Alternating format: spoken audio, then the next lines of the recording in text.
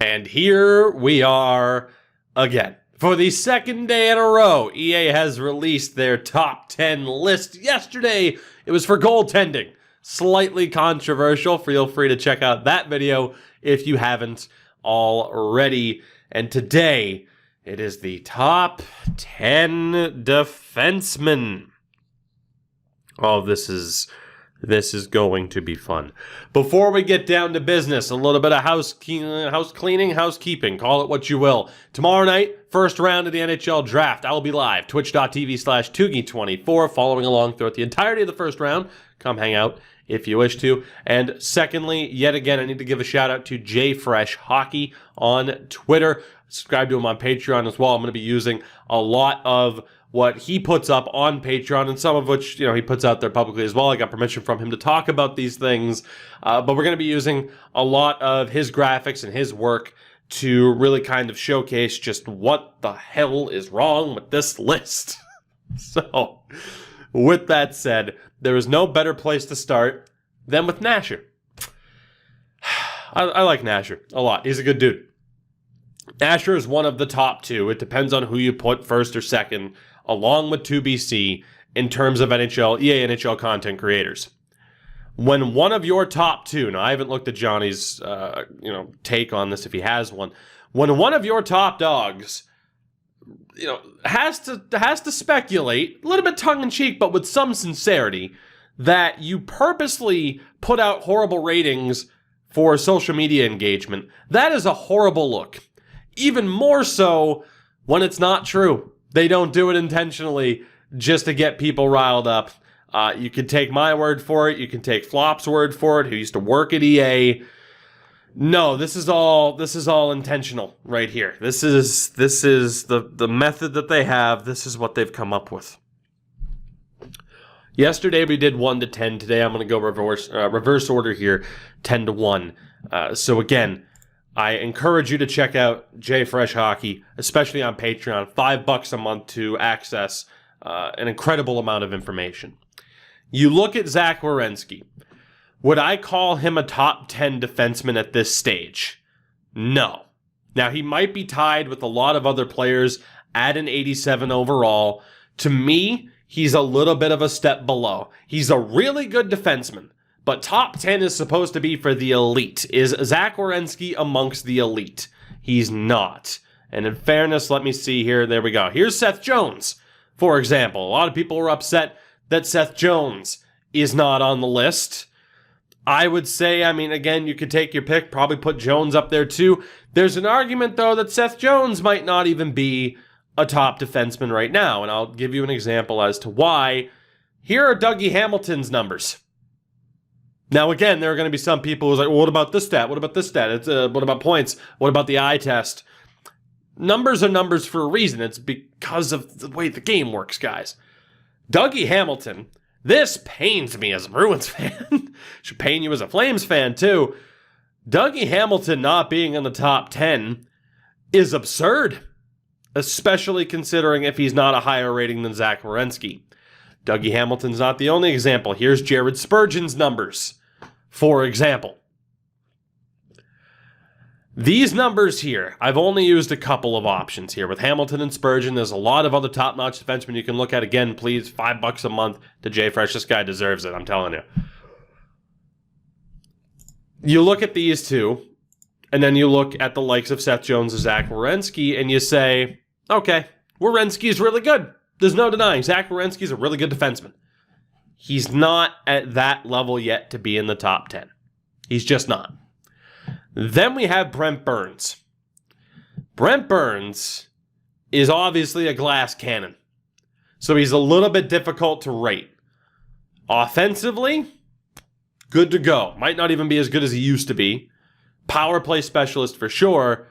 Defensively, though, So I don't hate the idea, and I'll tell you why. Because these are some of the top defensemen that I've had on NHL 20 for myself this year. And again, I use a totally different formula. Like, I have to use EA's formulas within the game to try and make it work. So I never say that these numbers are perfect. Brent Burns obviously gets a lot of credit for being a really good offensive defenseman, which he is. That's how we have him set up. So having Brent Burns in the top 10, I don't necessarily hate it. I get it. If you look at the point totals and everything for the past couple seasons, point totals, of course, not the end-all be-all. Brent Burns is a really, really, really good offensive defenseman, even at his age. So do I accept him being there a little bit more than Zach Werenski? Different strokes for different folks, I suppose. You could argue that Brent Burns isn't a top 10 defenseman anymore, at least, all around. Then you get to Chris Letang. I feel like it speaks for itself. 88 rated alongside Weber and Burns. Chris Letang, now I get it. A lot of people are like, well, he's injured a lot. Chris Letang goes incredibly underappreciated. It got to the point, I feel like, with Chris Letang that it got with Duncan Keith after the Hawks won in 2015. People were just sick and tired of talking about how good Duncan Keith was, so then the conversation became, he's overrated because we talked about him so much.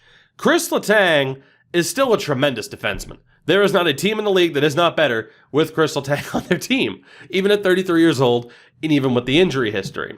So then you get to looking at Zach Werenski, you get to looking at Brent Burns, then you look at someone like Chris Letang. Who fits in better with the likes of someone like Hamilton and Spurgeon, who should be in the top 10? Chris Letang. So, Letang being in the top 10, definitely. Burns and Werenski, I don't know about that one. It's certainly debatable with Burns. Werenski, I like Zach Werenski. I'd love for him to be on the Bruins. He's a great defenseman. Is he in the top 10 elite of the elite right now? No. Then you get to Shea Weber.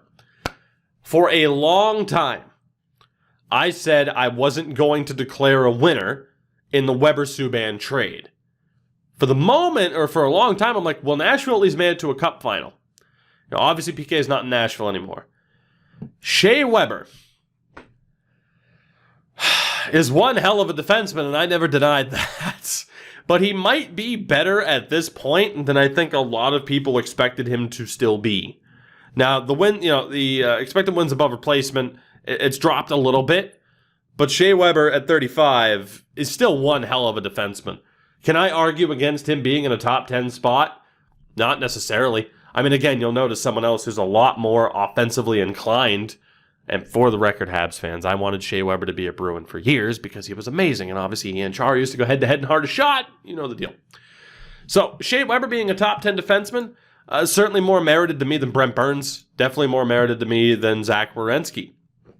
But then we get to Erik Karlsson, who, again, the argument has been made that he has not been 100% healthy since he's gone to San Jose.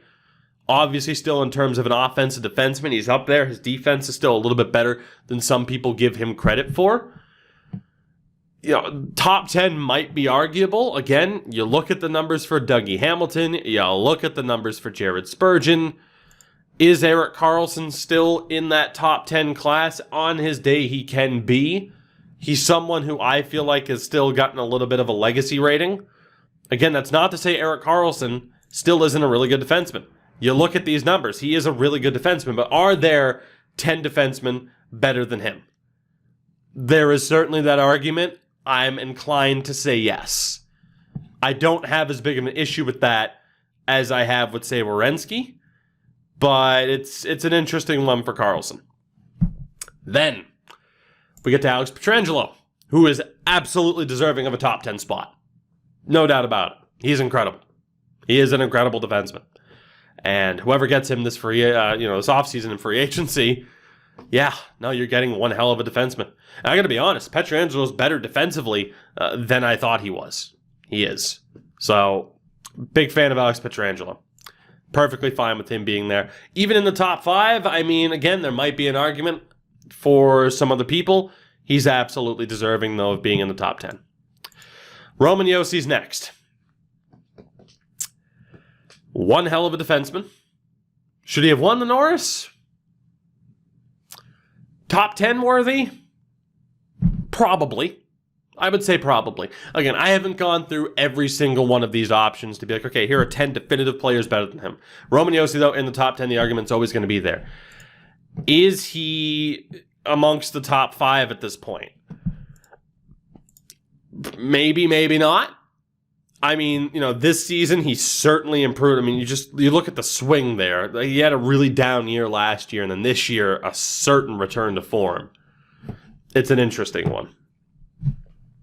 Have I buried the lead enough? Every single player we've talked about so far, with the exception of Zach Werenski, I've mentioned that, except Werenski and Burns. Again, Josi, top 10 spot, definitely arguable, not at a place, not complaining. Pietrangelo, definitely not complaining. Erik Karlsson, there's a bit of an argument that there might be people better than him, but I'm not complaining about him being in the top 10. Certainly not complaining with Weber or Letang. Burns and Werenski might not be top 10 anymore. I talked yesterday about legacy ratings with goaltenders. Drew Doughty being on this list is an embarrassment. Kings fans, I know you like him. I like Drew Doughty. As a personality, I like Drew Doughty. Not to look at Victor Hedman there or John Karlsson.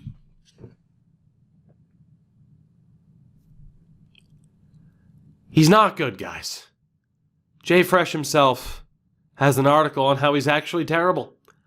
And I can't necessarily disagree. And again, this isn't to say, Jay Fresh, follow him as the word of God. Bottom line is, again, these numbers involve, being sourced from Evolving Hockey, Natural Stat Trick, Domnicician. Again, these graphics are like a culmination of all the information that's out there. Drew Doughty, in its simplest form, without you needing to understand heat maps or anything else, it boiled down to its simplest form, Drew Doughty is nowhere near a top 10 defenseman and has not been for a while. He just hasn't been. It is legitimately embarrassing that he is tied for the top overall rating amongst defensemen. It's inexcusable. And it's the reason why not only, number one, roster sharing, obviously, needs to be a thing. Not only for modern day rosters, but again, talking about the creativity that you've seen from people like Snipe and Score with his historical rosters. Roster sharing needs to be a thing. Not only do we need more overalls and attributes, and of course, attributes and tendencies to affect overalls, we also just need in general a new method. I, again, am not 100% sure what they do behind the scenes to decide this. It's outdated and it needs to be changed. I've told them as much. I'm shocked I'm still on the program. I've told them as much, but it's where we're at. And then you get to John Karlsson in second, where, again, just compare these two. These two defensemen are the same overall in NHL 21. John Karlsson is just a bigger, better version of what Brent Burns once was. He is a glass cannon. Now, Caps fans know this, and this might be controversial that John Karlsson's tied for the highest overall rating in the game because, again, he's not a well-rounded defenseman. Dougie Hamilton, despite being known as an offensive defenseman, is a well-rounded defenseman. John Karlsson's not. Pure glass cannon. He will put you up. He'll put up so many points. He will put up the offense that he needs to put up. But defensively in his own zone, that's why a lot of people are like, no, he shouldn't have won the Norris. And then you get to Victor Hedman, which, Conn Smythe winner, deservingly so. Some people might say Kucherov got robbed. I can't argue with Victor Hedman. Is he a top 10 defenseman? Obviously. Is he the best defenseman in the league right now? There's at least a debate to be had there. And again, any Lightning fans, as if you haven't been pissed off about me enough in the past couple days, I'm just saying there's an argument to be made. If you want to argue that Victor Hedman's the top defenseman in the league, that is a valid argument. It is. At the end of the day, right? At the end of the day, you can sit there and you can go, well, the eye test, well, basic stats, well, advanced stats. It's not too often that you can say definitively that someone is the best in the world. Wayne Gretzky wasn't the definitive best in the world. Ask Penguins fans. Are Penguins fans going to say Wayne Gretzky was the definitive best of his era? Absolutely not. So there's never going to be the perfect answer. The point is, for me, out of place, no. Out of place, no, But obviously in the game, we don't have enough attributes and tendency settings to make it so that John Karlsson is an elite offensive defenseman without having to artificially boost up his defense so that he's not like an 85 overall. I mean, for me, I have him at a 91, and even then I still had to artificially boost some stuff up. Roman Josi, not out of place. I've recapped all of this. Drew Doughty being here is just a mind fuck. I don't get it. I genuinely don't. There's really not too much else I could say about that. Again, I wish I could sit here and go through the entirety of what JFresh has to offer here on this Patreon, because it is tremendous. And you'll look at certain defensemen and you'll say like, oh shit, look at this guy. I mean, screw it, I don't want to show you everything here, but even look at Jacob Slavin on Carolina. Compare Jacob Slavin. Where the hell's Drew Doughty? Jacob Slavin, Drew Doughty. It's ridiculous. You know, I am legitimately intrigued and might actually go through this and just see, based off of the grades and the market value, you know, who are, according to these numbers, the top defensemen in the league. It's going to be a drastically different top 10, that's for sure. It was joked about earlier today, you know, what would I do for content if these rosters were perfect? You know what I would do? I would make franchise mode videos with a smile a mile long wide on my face. I'd be the happiest boy. I would be the happiest boy if we didn't constantly have to have this discussion about Drew Doughty and some of these other players having these absurd ratings. I do not understand why I am as passionate as I am about this side of the game, but I am. It's just hardwired into my brain at this point where I care about shit like this. Call me a fucking loser. Go ahead. But one of these days, maybe, hopefully, this won't be an issue. And we can all live happily ever after, and I won't have to edit fucking 200 pages worth of a Google Doc every year. God. All right, well, guys, that's it for this one. I thank you very much for watching. Let me know what you think down in the comments below. I can't wait. Again, make sure to check out JFresh on Twitter and on Patreon as well if you want access to all of this information and a hell of a lot more. And again, a big shout out to him for being cool with me just being like, hey, here's a bunch of info that you normally have to give a little bit of money for. I'm intrigued to know what you think. I will see you guys soon. Drew Doughty at 91.